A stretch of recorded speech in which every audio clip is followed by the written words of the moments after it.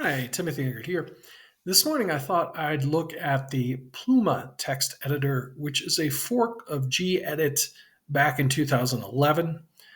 It's still going strong. If we go to the GitHub page here, let's do GitHub Pluma. We can see that it was updated just 2 hours ago. So it's still being worked on actively. To install it on a Chromebook in Debian, let me just clear this out. You would type, and let me actually make this bigger so you guys can see it.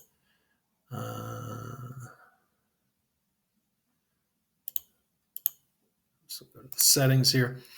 Let me get that font large. Okay, there we go. All right, so you would just type, make this large, sudo apt install Pluma. Okay, and go ahead, and it's already installed, so it's obviously not going to install it again. But anyways, so when we open this up, this is the default theme here. This is a Markdown document. I'm working on a new blog at unkertmedia.com. Shameless plug. Check it out, though. And I'm writing in Markdown and then using Pandoc to convert my documents to HTML, and then I'm pasting the HTML in the code editor part of the WordPress site. It's just a WordPress site. I'll leave a link to it in the description. Again, shameless plug. Okay, so that was a Markdown. This is the Tango theme. This is the HTML generated from that, so you can see what it looks like, the syntax highlighting. There are other themes. In fact, Gedit themes or gedit themes do work with it. You'll see we've got this toolbar up here. So you've got new file, open a file, save a file, print a file, undo, redo, cut, copy, and paste, and then search and replace. You've also got this menu bar where you can edit and you can go to your preferences, and you can edit a lot of the preferences within the editor. You can display a right margin. You could highlight the current line, display line numbers, highlight the matching brackets. By default, text wrapping and splitting words over two lines. Well, text wrapping is enabled, and you can't split words over two lines. Okay, go to the editor. You can alter the tab width. Also, you can go down here and alter the tab width. You can insert spaces instead of tabs, enable automatic indentation, create a copy of files before saving, autosave, show tabs, show new lines, and show spaces. And then we got font and colors, and this is actually a font. This is for Gedit that I brought in, this Monokai theme. So I could change the theme here, and we go to Monokai. But we've got, out of the box, we've got Classic, Cobalt, Kate, Oblivion, Solarized Dark, Solarized Light, and Tango. Okay. As for plugins, out of the box, we have Document Statistics, which is helpful for writing. Let me show you that. So if I go here and I'm trying to get a certain amount of document or a certain amount of words, I can go to Document Statistics, and it comes up and it tells me, okay, I've written 3,000 words in this document for a post. That seems a little bit long, but anyways. So that's the amount of words that I've written in the document. So that's helpful for writing a log. Let's go back to these. So we go to Edit, Preferences, and Plugins. So we can see some of the other plugins that you can install. You can do external tools.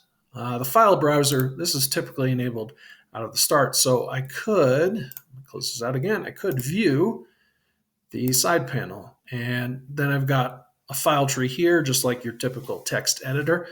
That's pretty nice. Let's go back to preferences here.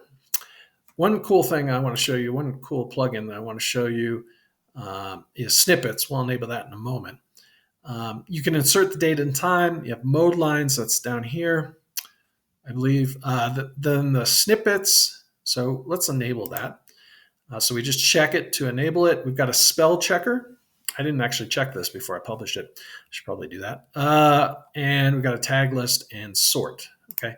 So now that I've enabled the snippets, I can manage the snippets here. And I can go in and Markdown. I actually imported snippets. So if you go here to import snippets, I went online and I just searched for Markdown snippets Pluma, I think. And yeah, support for Markdown language in Pluma. So I went in here, went into the snippets, downloaded this markdown.xml file right here, and then simply imported the file. So now I've got Markdown snippets. So let me show you that. Let's go back to our Markdown document here. And let's say I wanted to create an unordered list. I just type UL and it would give me the snippet to create an unordered list. That's pretty nice. If I wanted to create a link, I just do A for anchor tag. If I wanted to create an image, I do IMG, and it would give me that snippet. I'm just hitting tab to expand those snippets, so that's really quite nice. Okay.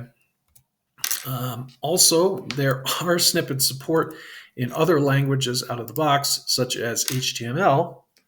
So if I go up to my tools here and manage snippets and take a look, I've got all these HTML snippets I can use. So for instance, I could type div and hit tab, and that would create an opening and closing div tag. And you see the cursors here, so I can add a class such as my div or something like that. So I can add classes there. That's pretty nice. Let's see, let's do li. Okay, that's anchor tag. Maybe link. Oh yeah. Okay, so link, it gives me a link. Okay, what about target? Maybe. Let's see what they have for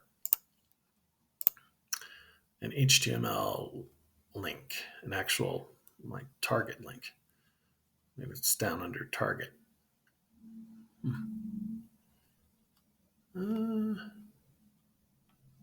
Maybe they don't have one. Oh, they have a link, but yeah, that gives you link instead of A. Okay, so mail anchor. Okay, so that's one. Let's see if we have any other kinds of anchors here. So if we want to do, I guess, what, mail to? We type mail to and expand. Then it'll give you a place for the email. You can put in a subject and then the link text there. Okay, if I create a new file here, one thing is if I save this file, let's save it as test2.css. Now, if I save it this way and I try to get the snippets, it's not going to work because I have down in the mode line that the mode is plain text. So what I want to do is just go up here and go to CSS.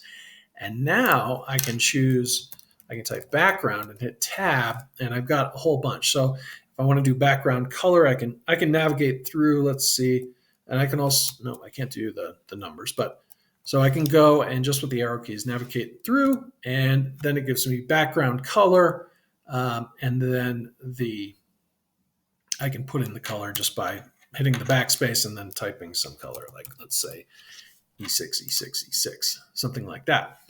So snippets are available for a lot of languages. We've got HTML, CSS. I've tried with C, Markdown. You can import them. Let's take a look. Also, what we can do, we can change the view. So I could get rid of the side panel. I can get rid of the toolbar, and I can get rid of the status bar. I can go to full screen here, and I've got pretty much just an editor, right, where I can just focus on editing my files. Now, to give you an idea, if I had the font size normal, the way they have it is, let's see, font. If I did it that way, you have this whole big document here, and I can change the theme, Cobalt, something like that, and we've got our nice dark theme we could use Monokai, Oblivion, Solarized Dark, so on and so forth. Let's actually go and get another theme. All right, so let's do Dracula Gedit theme, search for that. And we got Dracula Gedit, because Gedit themes should work on this Pluma because it's a fork. All right, so I just want to take this Dracula XML file. I'm going to go and get the raw. And I'm going to save this as, I've created a folder in my Linux folders called, called Gedit-Pluma themes. I'm just going to save it right there.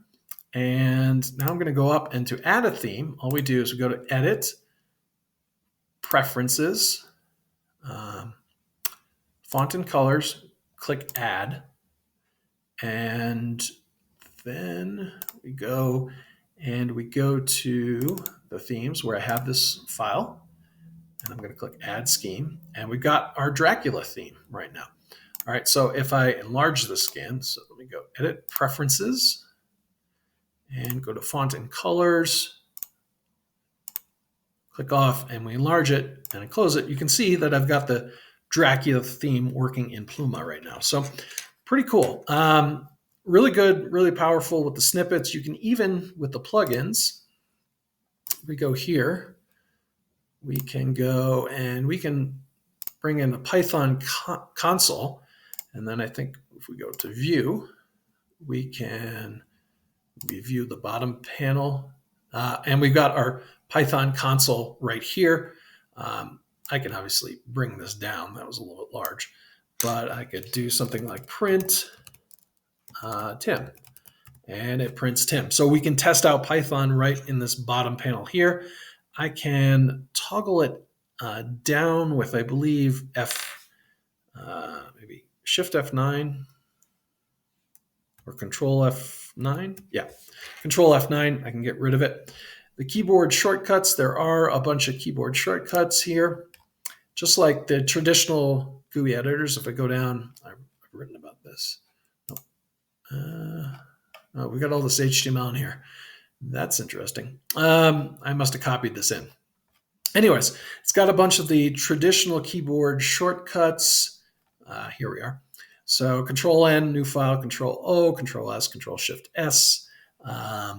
Yeah, so a pretty good text editor, an alternative for people who are using Gedit and want something a little bit different. Yeah, it works really well. Got some nice snippet completion for various different languages, so you can quickly write out some code, and it works very well for Markdown as well. Anyways, that's pretty much it, what I had to cover for the Pluma text editor. I hope you found this video interesting. If you did, could you please give it a like, as it will help get out to more people. I also want to thank you for watching, and I hope to see you in the next one. Have a good day.